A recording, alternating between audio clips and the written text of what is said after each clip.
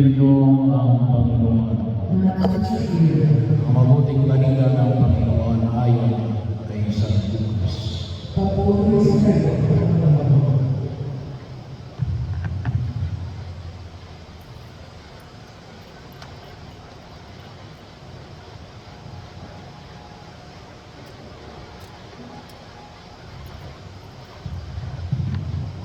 Noong panahon yung sinabi ni Jesus sa kanyang mga alagad, huwag kayong matakot, munting kawang sapagkat ikinalulugod ng inyong Ama na ibigay sa inyo ang kaharian.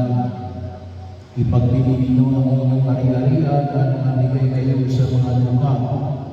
Gumawa kayo ng mga lungkutang hindi nagluma at mag-impok ng kayamanan sa langit na hindi nakukulangan sapagkat ako'y walang makalalapit na magnanakaw at walang mapaninirang tao. Sapagkat kung saan naroon ang inyong kayamanan, ay naroon din ang inyong puso. Maging handa kayo at sinihan ninyo ang inyong mga igawan. Tumulad kayo sa mga tao naghihintay sa pagdating ng kanilang Panginoon mula sa kalsada. Para pagdating niya ay magsadagan ng dito, mapalad ang mga alipin na nabugang ng babantay. Pagdating ng kanilang Panginoon, inasahan na sa inyo, magkahanda siya, madudugin sila sa hapag maglilingkod sa kanya. Mapalad sila kung maramdaman niya silang handa. Dumating man siya ng ating gabi o madaling araw siya dumating. Tandaan ninyo ito, kung alam lang ng puno ng sambahayan kung anong oras darating ang magnanakaw, hindi niya mababayaan pasukin ang kanyang bahay. Kayo may dapat umandar sa darating ng anak ng tao sa oras na hindi ninyo inaasahan. Itinanong ni Pedro, Panginoon, sinasabi ko ba ninyo ang talinagang ito para sa amin o para sa lahat? Tumugon ang Panginoon, sino mang tapat at matininong alipin, hindi ba siya ang mamamahalain ng kanyang Panginoon sa sambahayan ng Ginoo upang magbigay sa ibang mga alipin sa kanilang pagkain at karampatang panahon?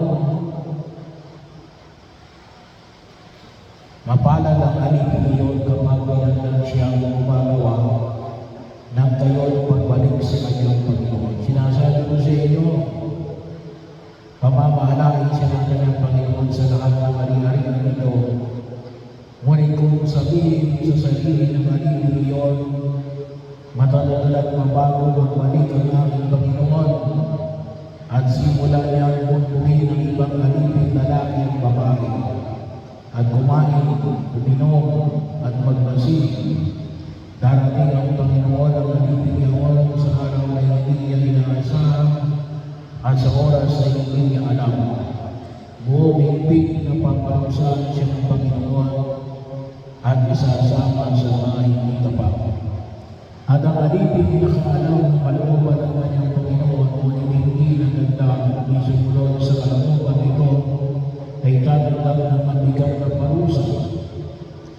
Ngunit ang alipin hindi nakaalam ng kalooban ng kanyang Panginoon at gumawa ng mga bagay na nararapat niyang pagpupusahan ay tatanggap ng magaan na parusa. Ang binigyan ng maraming bagay ay kahanapan ng maraming bagay. At ang pinagkatiwalaan ng maraming bagay ay pananatili sa lalong maraming bagay. Ang mabuting balita ng Panginoon.